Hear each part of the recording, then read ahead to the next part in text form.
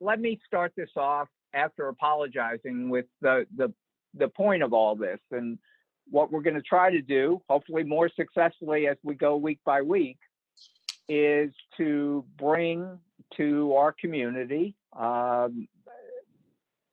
over a dozen of our major faculty to talk about topics that are controversial to some degree, but also critical in this time of the world where literally as a world, we are at a critical juncture where all of our norms are being challenged, where we're facing health issues, climate issues, equality issues, a whole range of thoughts, issues that challenge our assumptions about the way the world should be.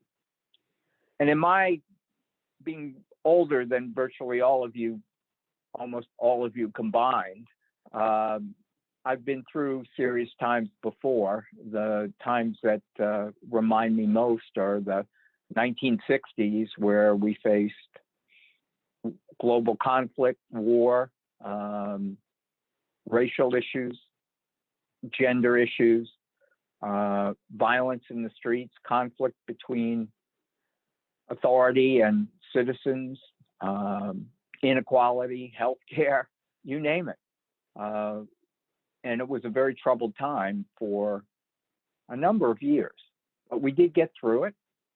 And many good things came of it, including things in our country like Medicare and Medicaid, community-based housing, employment programs, raises in minimum wage, reforms in workplace, more mass transit. So many good things came of it. And at least for me, and I certainly think for our whole EMPA community, we're all dedicated to making the world a better place. And there is an opportunity here. With crisis comes opportunity. So each week we'll talk about what our faculty believes are opportunities that could move forward in the time that we're in. And I hope that you'll bear with my disconnected voice and still act like we're all in the same seminar room. I'll try to envision you all. And I just want to say a few things about the paper and then open it up for your thoughts.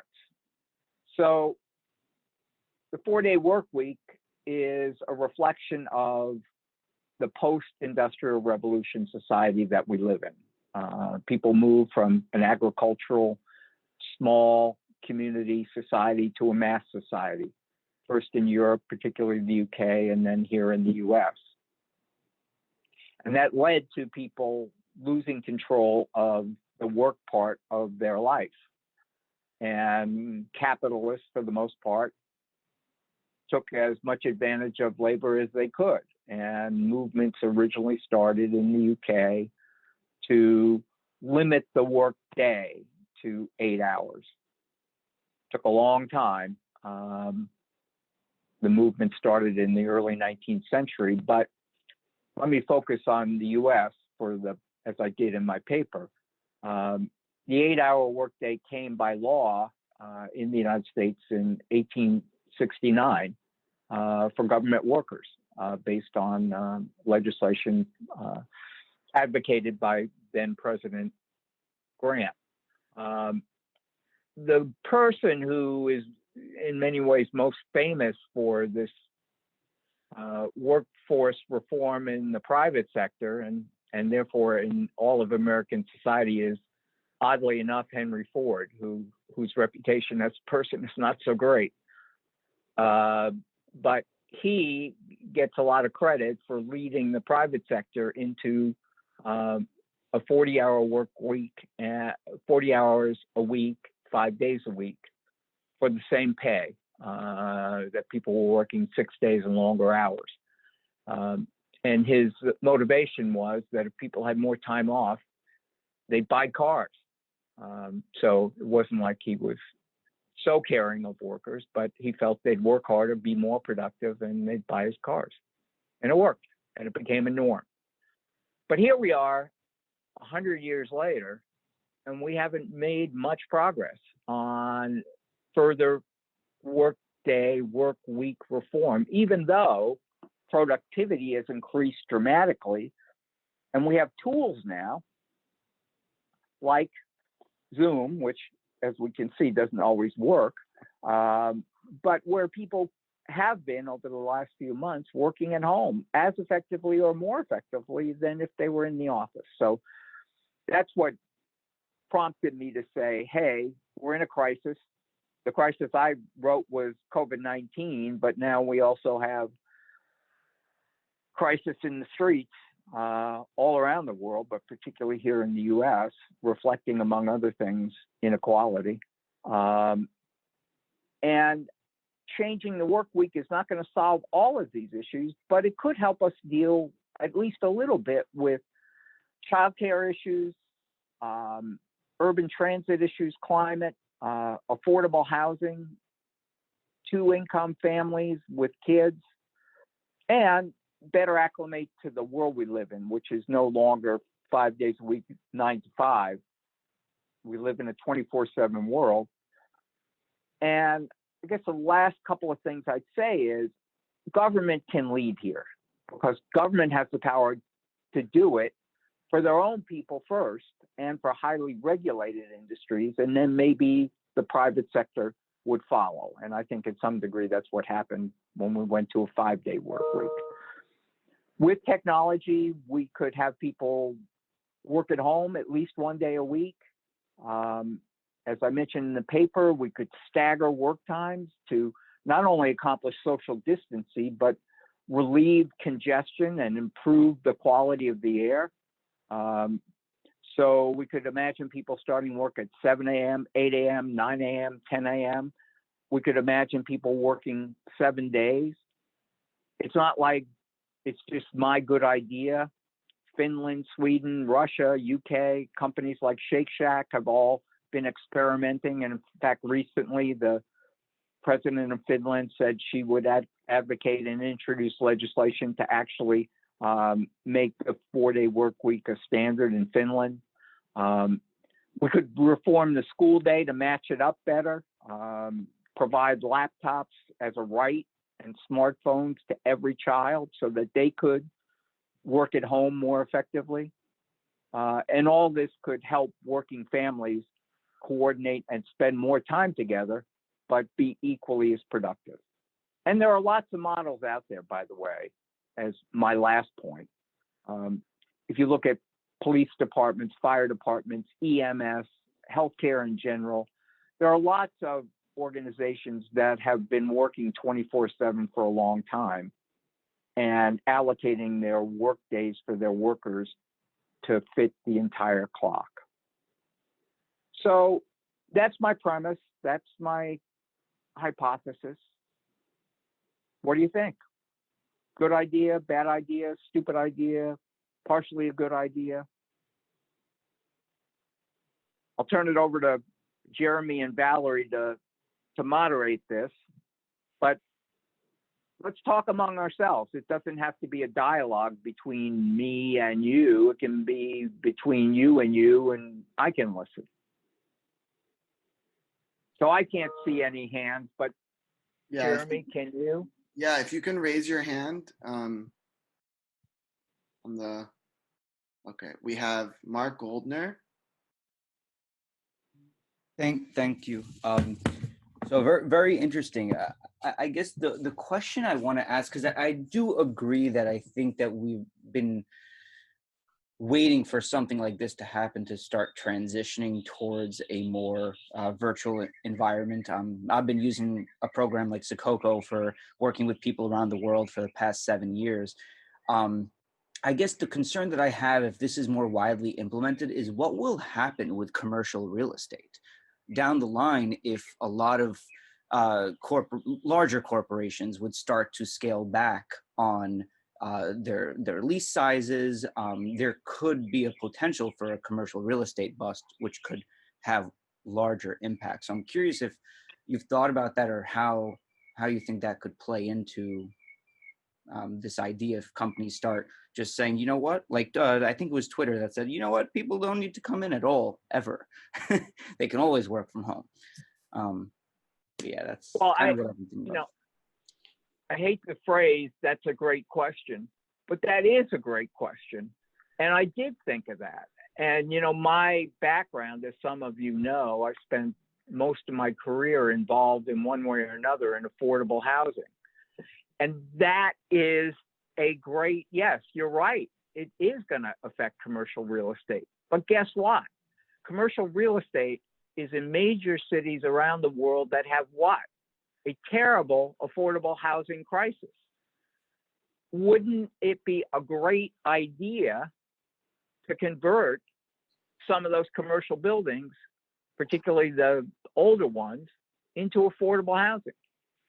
And, you know, a number of the major real estate, I've had opportunities to discuss with some of the major real estate families here in New York, and they say, you know, it's not going to be simple, slam dunk, easy to do, but that's a very viable approach. So that would be my, maybe not the only answer, but it is a big answer. And that gets over a lot of the, you know, siting issues. It really helps people in terms of transportation, because a lot of the jobs are in central cities. These buildings are in central cities. So how about somebody else? Right, we have Professor Smikle. Hey, thank you. Hey, Bill. Hey. So good question, because I, you know, agree with so much of what you wrote and what's been discussed. You know, I just remember during the presidential races, the primaries, we talked a lot about moving toward more universal health care and the challenges that presented for some organized labor leaders, because they've negotiated away some salary for better health care. How have you thought about how the shortened work week or some of these changes might affect employment-based health care going forward, and how unions may respond if they have to make difficult choices in terms of one over the other? I think I just joined you guys. Can you see me? Yes, actually, okay. Yes. All right, good. See, Wonderful. if we persevere. So, I mean, on healthcare, Professor, my belief is that at least the articulation that I remember from early Obamacare was you should be able to keep your current coverage if you want to, right? Wasn't that the way President Obama originally proposed it? He did. He did. So why couldn't we approach unions and say, great, if you love your coverage and you think it's better than the government would give you, you can keep it, you can stay. What's wrong with that? Yeah. Yeah. Indeed.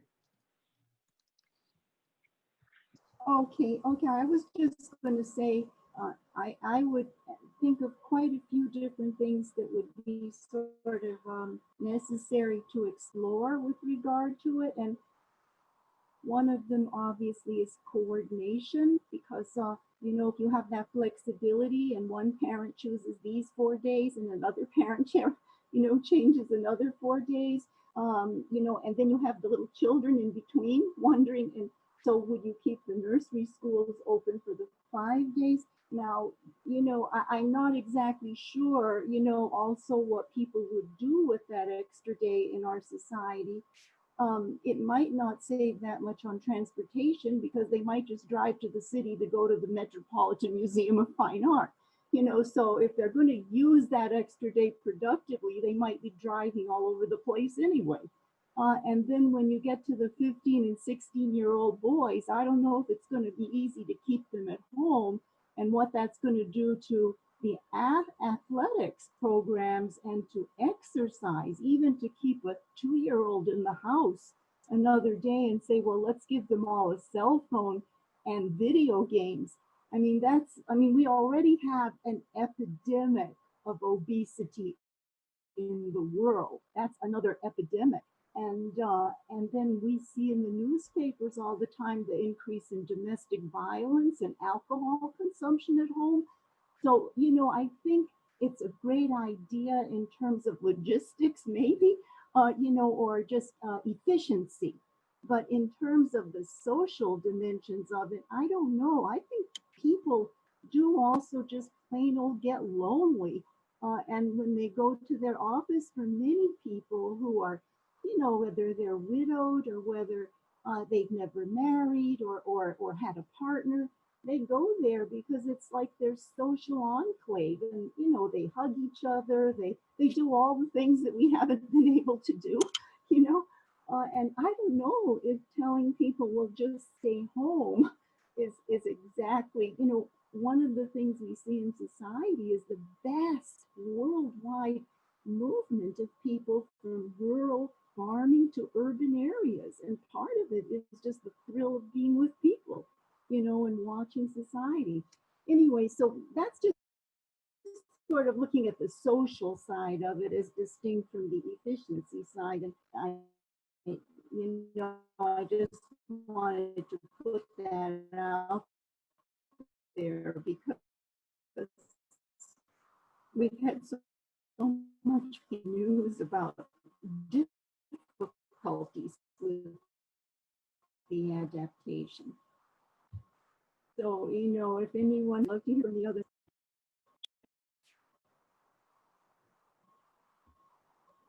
Thank you, Professor Gondek. You're welcome.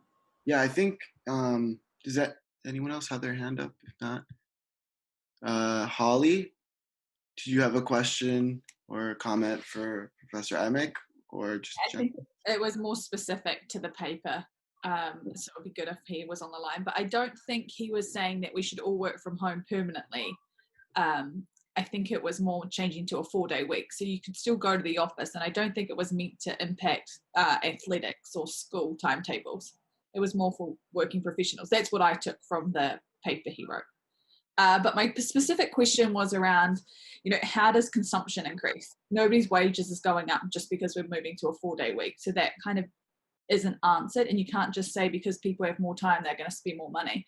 The US is already in crazy debt, particularly like credit card debt. So I don't see that as being like a great impact. And I actually think it facilitates more inequality, kind of building on what Suji said around the haves and have-nots.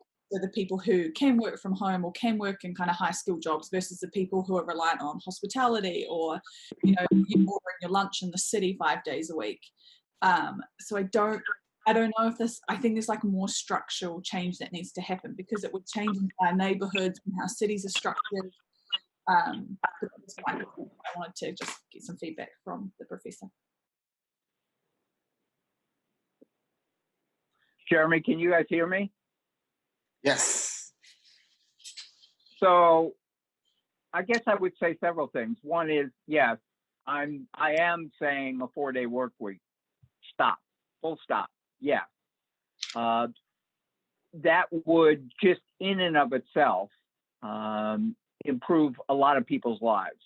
And if it were actually 4 days commuting and 1 day not commuting, it would also have a dramatic impact on the environment. Doing something more dramatic, yes, would require changes in transit, would require rethinking of neighborhoods, would require rethinking of the education system. I support that too. I think we should be thinking about that right now. Here in New York City, for example, people are, crazed about getting back on the subway because they're so afraid that there won't be social distancing. Well, you're never going to eliminate it. But if you had people staggering their work days, a significant portion of the New York City population, and I would argue London and other big cities, are office workers, who for the most part are all working 9 to 5. So if you cut one day off that 9 to 5, and then you staggered the workday as well, your social distancing would be far less, the crowding would be far less, the quality of mass transit would be far better, and it would be easier for people. I think it could have a positive impact on childcare. And I think thinking about matching people's work life to the school system would be a very useful thing to do. As we see, and this affects poorer people, this whole issue, all these issues that we're dealing with now, the negative aspects of them are much harder on people below the median, because they're the ones who have not 9 to 5 jobs. They're the ones whose employers make more demands and give less back. So if we started thinking about forcing coordination, using the power of government regulation, we could help those people even more than it would help the environment, which is really important, but it could help they'd have less expenditures for childcare, they'd have less expenditures for transportation, they'd be able to spend more time with their kids. One of the positive things about the lockdown was, I do think there is more family stress, but there is more family interaction, and a number of parents are actually getting more involved in their students' education, which is a great thing. I'm done. Right. Thanks, Will. So we have Albie. Thank you. I think it's a really interesting idea, and reading up about FDR at the moment, it seems like he was a real supporter of experimentation, and it feels like there are lots of interesting reasons why we should and shouldn't pursue something like this, but ultimately there is enough on the pro side of the argument for me to be quite keen to see it be something that governments were willing to experiment with. And I guess my question is building on that, but particularly around productivity. So Professor, you said that productivity has increased dramatically over the last, apologies, the nanny is just walking in singing. Productivity has increased rapidly over the last century, and particularly around or after crises. So I'm guessing, I'm questioning why that is. Why does productivity usually go up after crises, and is it because we're willing to experiment? Well, my short answer is you're exactly right, which of course is no surprise to me because I know you. Yes, I would argue that Franklin Roosevelt, in my book, is the greatest president in the history of the United States, not because he was a perfect person or did everything right, but faced with enormous crises, right? An economy in disarray and a global war. He experimented, and some things worked to this day and other things were disastrous. He did some not so good things, like trying to pack the Supreme Court so more of his innovations would get approved. But we learned a lot, and some of the things were wildly successful. So picking up on your suggestion, that's what I think, that's why it'd be good for government to start this, because they can control their own workers. So set an example out there. Don't make private firms take a risk first, because they'll resist it. Reach out to the public sector labor unions, and I think there's clearly, there would be an appetite for this, and say, let's start with, pick 2 or 3 departments. Let's see how it goes. Let's see how it works. So I think that's very important. And you're exactly right. If you talk to, Nobel Prize winning economists, they will say the key issue in terms of improving or increasing productivity is innovation. So, and then if you talk to scientists about innovation and discovery, how does it happen? It happens through experimentation, or in layman's term, trial and error. You try a lot of things and they don't always work. It's not a big example, but one that I always turn to is one of the more successful commercial inventions of GE was Lucite, which is that clear, hard plastic. And how it was discovered was they were fooling around in their R&D chemistry lab, and they didn't finish their experiments on one Friday night. They went home. While they were away, one of the cats that they kept in the research lab knocked over 2 of the beakers. And when they came back in on Monday, there was a piece of lucite on the floor. So experimentation leads to innovation, leads to productivity. Great, thank you.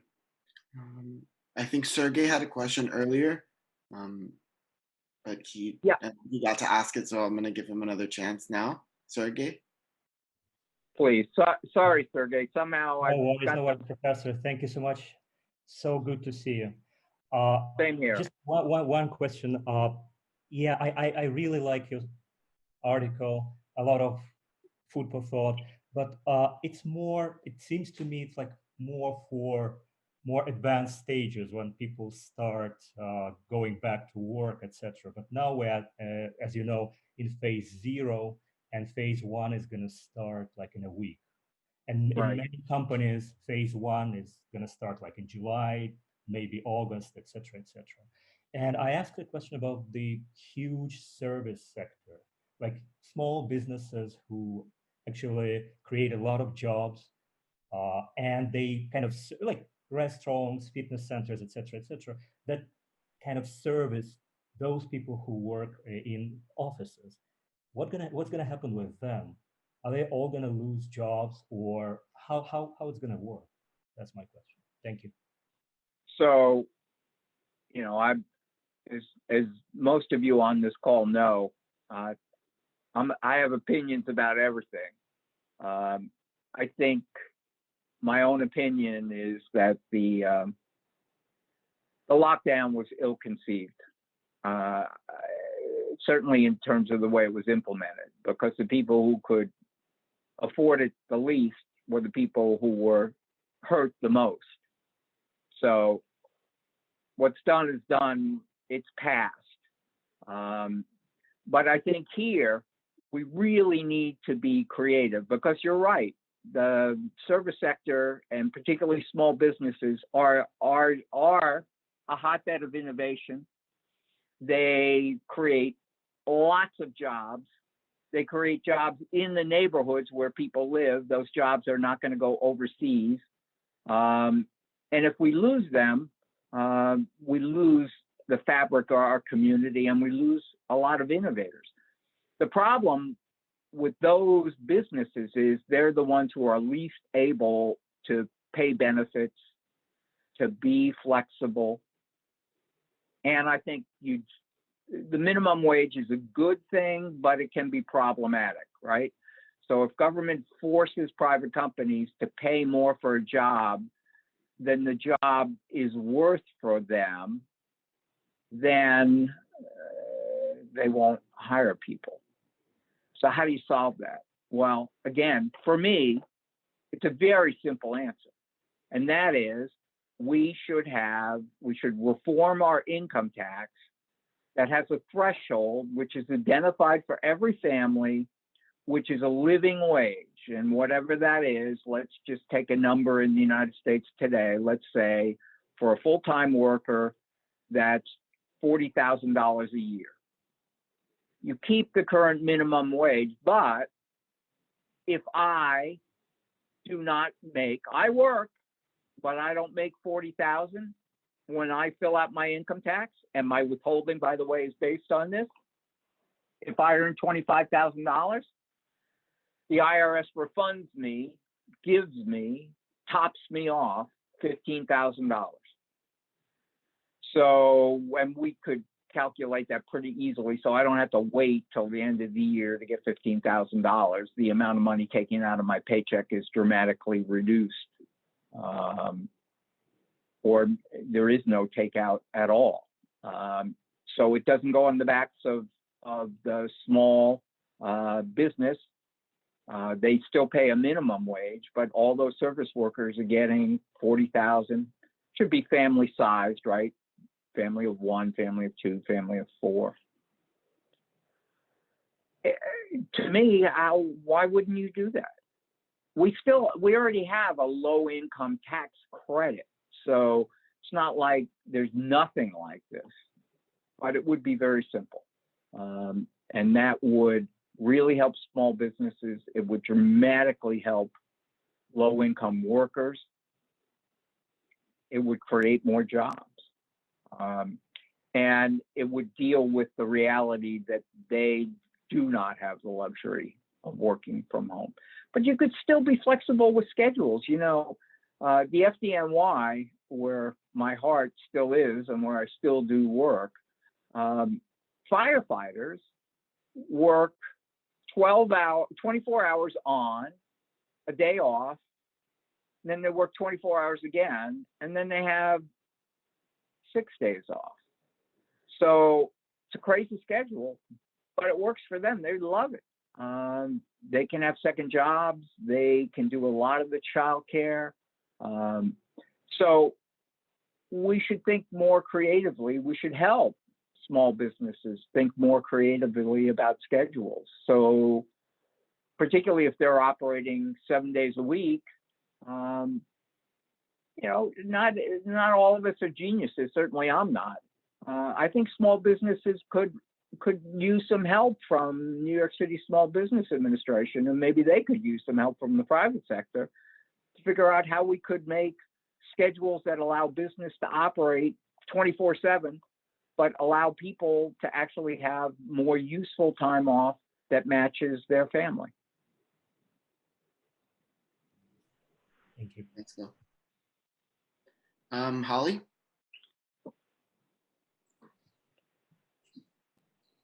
Thanks. Yeah, I agree with that. And I guess I want to think big and not be limited by what's worked or not worked so far. But I think things like the $40,000 a year, that's going to vary across the country, isn't it? Because.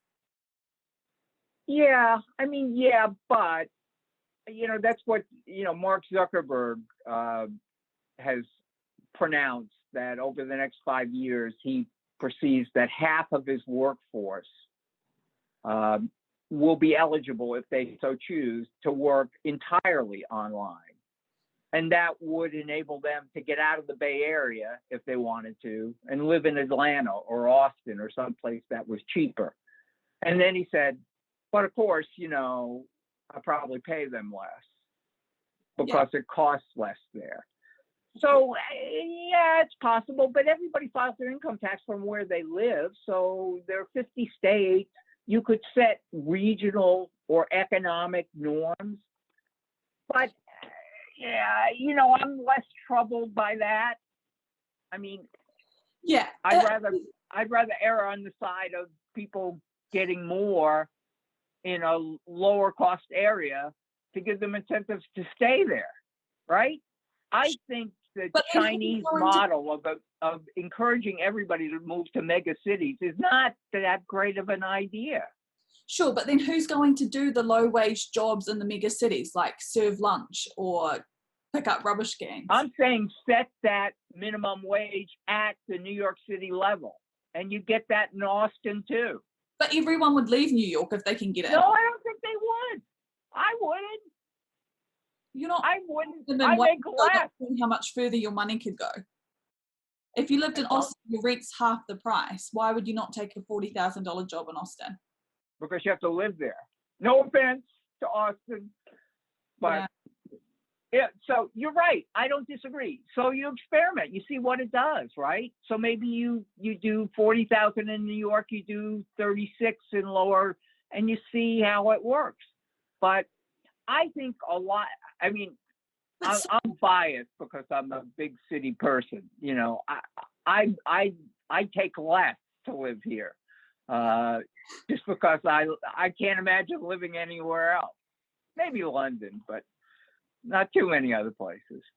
Yeah, so my last point, I love what the New York Fire Department do, but so many other jobs, not like the fire department, are dependent on like servicing other people's problems, which I think makes it harder for them to fit into a 4-day week. Well, but you know, ultimately I see this as where we need to be going in the world, and that is having more people work in government, you know, particularly. You know, right now, many companies, you know, you can call 24/7 anywhere, anytime, and you get somebody. They're not always great, but they're available all the time. I can shop all the time. There are hotlines. There are suicide hotlines. I mean, I think you should be able to talk somebody to somebody in the Motor Vehicle Bureau all the time. Why not? Why not? Look, part of my approach is that I believe if we became better for people, our societies would be more productive. I think we can afford spending and earning are connected. It's not like you provide more benefits and the economy shrinks. I believe it grows. I believe all these things. If government were more convenient and more accessible and people didn't have to take a day off to go get their driver's license, they'd go to work. They wouldn't like stay home and get drunk. You know, we create these discontinuities in our society, or they've evolved. Let's not say we planned it, but we've evolved to a circumstance where people often face a conflict between helping their kids go to school and going to work. We know that exists all over the place, right? We should work. We don't work on that. We just go, oh, geez, that's a terrible problem. You're right. Right, it is. So why don't we try to work on it? Why don't we try? Why don't we work more with parents, all sorts of parents, and say, you know, how could we make it better so that you're not always choosing between going to work and going home and taking your kid home? There's got to be a way. There's got to be a way. And I think we just don't try enough because we're all busy and life is tough and yada, yada, yada. And it's easier. See, that's what I'm afraid. You want to know what I'm afraid of? I'm afraid of the pandemic is going to pass. The riots are going to end. We'll reach some quiet resolution for now. And then we'll just go back to the way everything was. Which compared to this current mess will seem great. People go, oh my God, I don't have to stay home. You know, nobody's breaking into stores. What a relief. Yeah, I get that. But instead of just saying, okay, you know, back to the way we were is better than the crisis, why don't we say, well, let's think back to what was wrong with the way things were and try to fix it now that we're in a transition. Yes, we're going phase 1, phase 2, all that stuff, but we're going to spend a lot of time, for example, in New York, getting the schools re-upped and getting the transit system re-upped. Instead of just bringing it back to the way it was, why don't we try to make it better? And by the way, with all due respect to the governor, who I've known since he was 15, and I have many good thoughts about, and Bill de Blasio was my student, and I have good thoughts about him too, but they, you know, they're not being thoughtful about the future. They're just, you know, worrying about the crisis. And I don't think that's leadership. Back to what Albie said, you know, Franklin Roosevelt dealt with the crisis and also said, let's do something different. Let's try to make things better. And a lot of what he did didn't work, but a lot of it did and did make things better. Maybe we can fix Zoom so I can actually get it on my computer. All right. We have five minutes left. So does anyone else have any questions or comments? Bill, yes, I have one question to add. Were you thinking of this as sort of mandatory or entirely flexible? Because some people, even at Goldman Sachs, as we know, really like to work 7 days a week. And other people, would be happy to work 4 days a week. So would that mean that the organizations, if you were interviewing for a job, that you could say, I'm really a 7-day-a-week person and I'd like my salary to reflect that? I promise I'll be here? Or would they say, no, you can't have that kind of job. You can only have a 4-day job. What would be the expectation for people who, or brain surgeons that feel they have to be on duty all week, whatever. So how would that work? So Adela, the way I think about it is that government has a responsibility to set standards. So I'm saying instead of the 5-day, 40-hour standard, let's make a 4-day, for now 40 hours. Maybe we could move toward 35. And that would be the standard. That employers would have to abide by that. They couldn't mandate the 5-day week. You do it like you do with the minimum wage. The reality is that, in practice, nobody, people call me. I don't know what my work week is. I have no idea. But when I worked in government, when I worked at the fire department, I had a 35-hour work week. I worked 120 hours usually. So in practice at Goldman Sachs, if you want to move up, you're going to be working 6 days a week, 7 days a week. That's not going to change. But it does give you, I think, leverage to say, hey, my salary says I'm supposed to work 40 hours and I'm supposed to work 4 days. So either give me a bonus or promote me or make Sally work more too. Thank you. And Fatima? Hi, Professor, thank you so much. As a working mom, I very much appreciate your comments and suggestions and importance on work-life balance.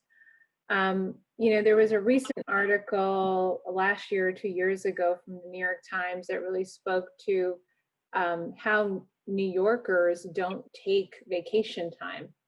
And now you're suggesting sort of this shift, which in my opinion requires a culture shift in terms of the way we see work and the way we approach work and our schedules. So taking advantage, if you will, of the pandemic, which has forced us to work from home and potentially forced people who had a vision that in order to work, you had to be in the office rather than working from home. Can we use this as an opportunity, and how, to really force small businesses and organizations to think about flex time to really serve, the people at hand? Yes, the short answer is yes, I think we can.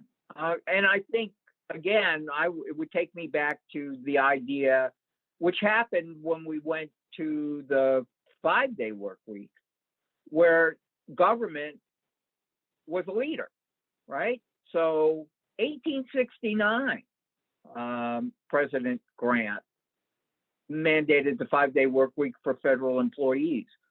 So I think here the government could be a leader and start to advocate, start to put it in practice, 4 days, if possible, 1 day Zoom, or whatever technology that works better than the Zoom that I have, and be the testing laboratory for the private sector. Let's see how it goes, and try it. I would say try it in, the Civil Service Bureau, some things, some areas where it's not life and death. And then maybe move to the schools. Maybe the schools are a big place because parents are very involved. Parents in lots of places have a lot of power. I think teachers are sympathetic.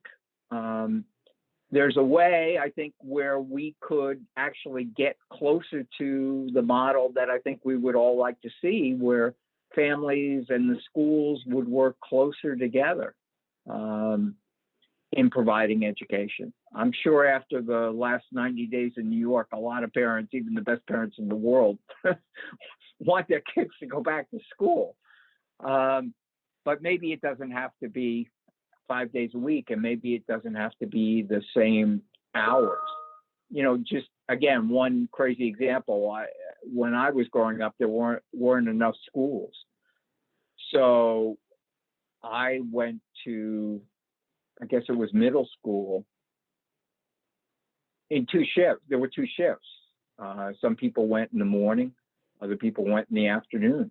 I mean, we could think about that too as a way of dealing with issues that parents have, and just be a little bit creative, and maybe be a little bit more efficient too. Maybe we don't need a homeroom. Maybe there's a way to have 2 work days in one day. Again, I wish I knew all the answers. I'd run for president. I don't, but I know a lot of the questions, and I also know, and I'm willing to articulate a lot of the problems that I see in society and people tell me about. And what I hope this series will do is start to engage our whole community together in thinking through some of these complex issues and coming up with ideas that we can suggest to policymakers or bring back to our employers and say, hey, why don't we try this? Let's try it one division. Let's try it one, you all know TQM, or some of you do anyway. One of the key to the success of the Japanese economy was using TQM. And one important element of TQM is pilot testing. So let's try it in one place, in one community. Let's see how it works. I think we're actually over time. I profoundly thank you all for jumping in and trying. I promise you that we will fix my computer anyway. I hope all of yours were working fine, and we'll have another paper coming out on Friday, and we'll have another Zoom next Tuesday. I'll be there. I hope all of you will be there. I hope you'll tell your friends and colleagues and alums and prospectives and anybody else to jump on in and join this. I think it's going to be fun, and I think we're going to learn a lot. So thank you. I'm so sorry for the technical difficulties I suffered through, and I promise you by next Tuesday they'll be fixed. Jeremy, you want to give us a little coming attraction? So next week we're going to have Professor Cohen. He's going to be sending out the policy paper on Friday. So hopefully we'll all have you next Tuesday for our next Food for Thought. And thank you all for joining. We're going to keep this running as a series. And once we have our professors, we have our agenda and our calendar confirmed, we'll send that out. So you all have an idea of what's coming and what to look forward to. So thank you all.